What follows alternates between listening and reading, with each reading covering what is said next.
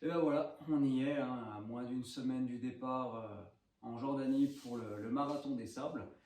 Du coup, pour ceux qui ne connaissent pas trop les détails de la course, c'est une course qui se passe dans le désert, en Jordanie, dans le désert du Wadi Rum, en quasi totale autonomie, où on doit partir, on a voilà, 4 jours dans le désert, où la première étape se fait environ 30 km. Le lendemain, c'est une étape de 60 km. Le troisième jour, c'est un jour de repos au bivouac dans le désert. Et la dernière étape, le quatrième jour, on refait de nouveau 30 km. Donc je serai sur le format 120. À savoir, je dis quasiment autonomie totale, c'est qu'on, bah voilà, j'ai toutes les affaires que je vais vous présenter devant moi, que je vais emmener lors du séjour et de la course. Savoir, c'est que l'organisation s'occupe de tout ce qui est de la logistique dans le désert, donc la mise en place des sanitaires, et également ils montent notre tente le soir, on va dire, sur la zone de bivouac, et ils nous donnent également une réserve d'eau pour le repas et se ravitailler pour le lendemain. Le reste, dans tout ce qui va être confort, couchage, nourriture, etc., c'est à nous de l'emmener. Donc après, il y a un matériel obligatoire qui est imposé par l'organisation, mais également libre à chacun de prendre le matériel nécessaire pour son petit confort, ou on va dire on va dire, où il en ressent le besoin.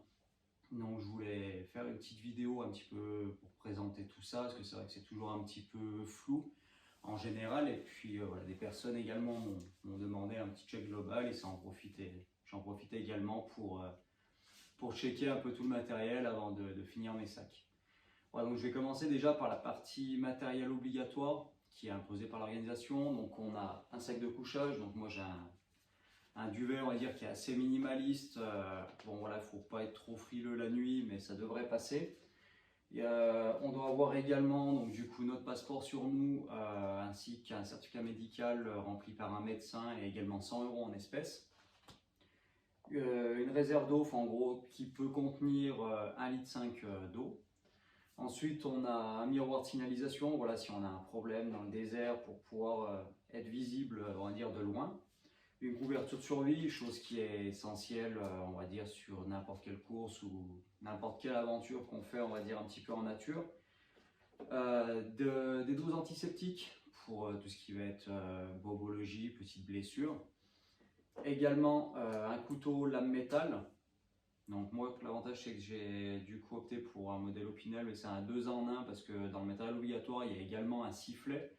Donc ce couteau est équipé également d'un sifflet, mais j'ai aussi un sifflet sur le sac.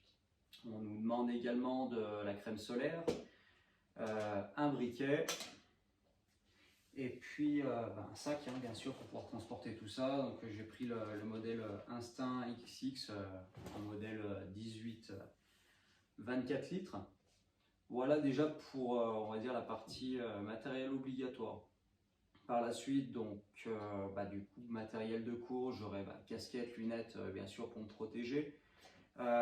Pour ce qui est, on va dire, partie nourriture, j'ai pris un petit réchaud, vraiment minimaliste, avec des petites pastilles allume-feu, où c'est qu'on pose le réchaud.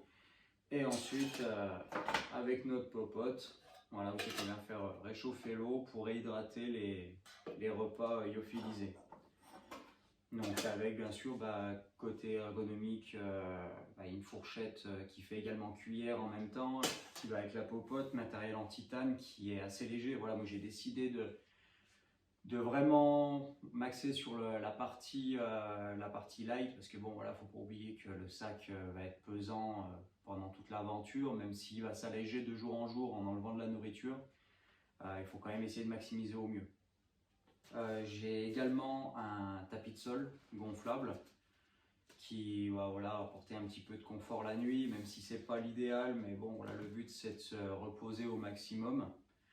Avec, j'ai pris également un petit coussin gonflable, voilà, parce que bon, dormir, quand on est dans le désert, on va peut-être pas forcément dormir dans le sable où c'est moelleux, il y a des endroits un peu avec des cailloux, donc vraiment maximiser on va dire, le confort. Après, tout ce qui est trousse de secours, donc voilà, vraiment le nécessaire. J'ai des pansements en poule, quelques petits pansements cutanés, des lingettes antiseptiques, Voilà, vraiment pour tout ce qui est un petit peu petite bobologie. Après, j'ai fait également une deuxième trousse où c'est qu'il y aura un peu plus de choses. On va retrouver des bandes élastiques voilà, qui peuvent servir pour vraiment différentes choses en cas de frottement, de tension quelque part. Petite brosse à dents avec dentifrice, un stick à lèvres et puis des lingettes à réhydrater. Voilà, c'est des lingettes compactes de ce format-là, et dès qu'on vient les mettre en contact avec l'eau, elles gonflent et ça fait une lingette environ de 20 cm au carré pour pouvoir se nettoyer un petit peu. Et puis également, j'ai pris des petites lingettes humides pour quand il faut aller, comme je vous dis, c'est souvent poser une tome. Voilà.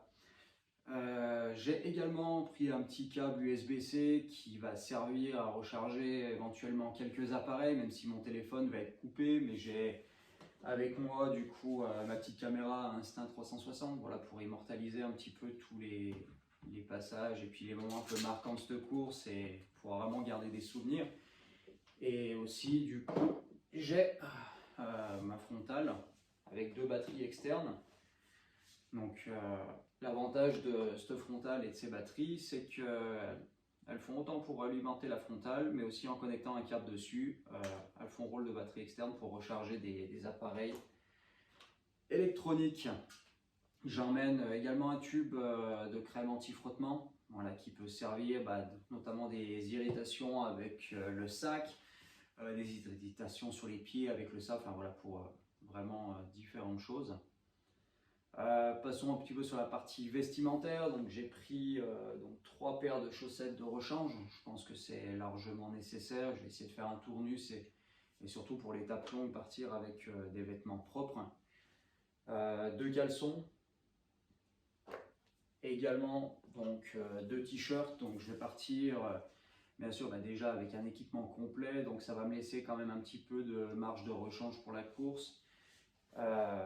Un petit t-shirt manche longue avec un collant pour le soir, c'est comme même si on est dans le désert, il fait quand même assez frais, avec un petit coupe-vent qui est pareil, toujours assez léger, hein.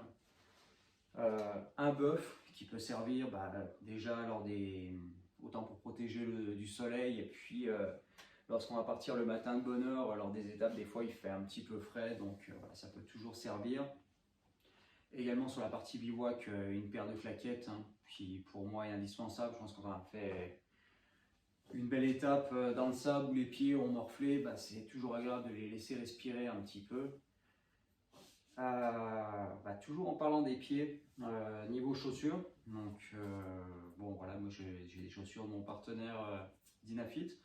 J'ai fait le choix de partir avec le modèle Ultra 100 qui pour moi est, on va dire, assez large avec un bon cramponnage. Donc on va dire dans le terrain qui est la Jordanie, je pense que ça sera une chaussure vraiment adaptée, qui est assez robuste, qui est à la fois confort. Donc là vous pouvez voir sur le dos que j'ai fait ajouter une bande velcro, j'ai fait faire chez un cordonnier pour justement pouvoir mettre des guêtres pour éviter les intrusions de sable. Donc voilà. Une fois qu'on vient ajouter la guêtre, elle est accrochée tout le tour, ça vient nous protéger, on va dire, des intrusions de sable, on va dire au maximum dans la chaussure pour optimiser au mieux le confort des pieds. Pour la partie repas, donc du coup, voilà, on a 4 jours, j'ai décidé de faire un sac de repas par jour. J'ai tout reconditionné, j'ai tout remis sous vide. Voilà, l'organisation nous préconise un minimum de 200 calories, donc je les ai quasiment sur tous les repas, à part sur la dernière étape, comme le soir on va retourner à l'hôtel. Je suis parti vraiment que sur du repas lyophilisé à réhydrater. Pour le matin, déjeuner, ça sera essentiellement des bars, des purées, des compotes. J'ai également des sachets individuels de protéines pour la collation l'après-midi, ainsi que des amandes, de la viande séchée. Petit point particulier aussi que j'ai oublié, qui est dans le matériel obligatoire, c'est des cubes Knorr pour la cuisson, qui facilite du coup la réhydratation, comme on perd quand même pas mal de sels minéraux. Voilà, j'ai oublié de préciser, ça fait partie du matériel obligatoire. Également l'organisation, on va dire pour faciliter les contrôles matériels et sanitaires, Voilà, j'ai fait des étiquettes détaillant également, enfin voilà, toutes les calories dans chaque, on va dire, bag journalier pour qu'ils puissent vérifier à ce moment-là. Je pense qu'on a fait à peu près le tour, on va dire, côté matériel. Pour moi, ça va être une première hein, sur ce genre d'aventure. Je suis assez friand voilà, des aventures assez difficiles et surtout en autonomie. Et j'ai surtout hâte d'admirer voilà, le paysage de la Jordanie. Petit point également côté préparation.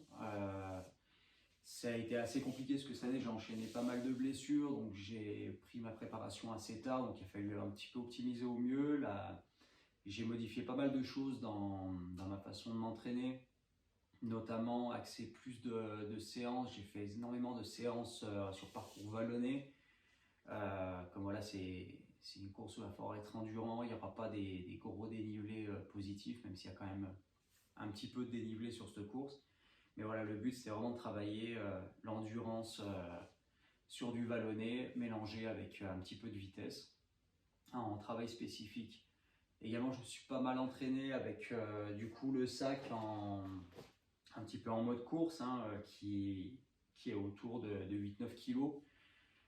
Voilà, pour vraiment m'habituer à la charge et puis surtout musculairement pour pas avoir de surprise le jour de la course et être, on va dire, vraiment au top et pas avoir de surprise. Là, on est dans la dernière semaine, donc dernière semaine d'affûtage.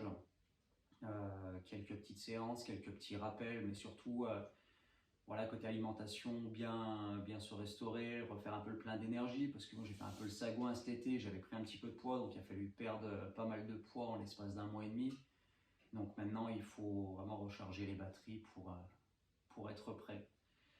Voilà, donc là on est le lundi, départ samedi en direction d'Amman, où c'est que l'organisation nous récupère à l'aéroport pour nous amener ensuite à l'hôtel. Le dimanche, il y a du coup tout ce qui est vérification matérielle, vérification médicale et sanitaire avant de démarrer l'aventure lundi prochain dans 7 jours du coup.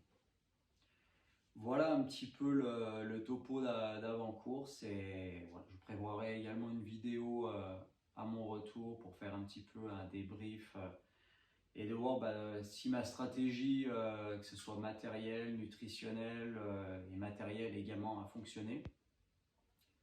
Donc voilà, et écoutez, je vous dis à la prochaine.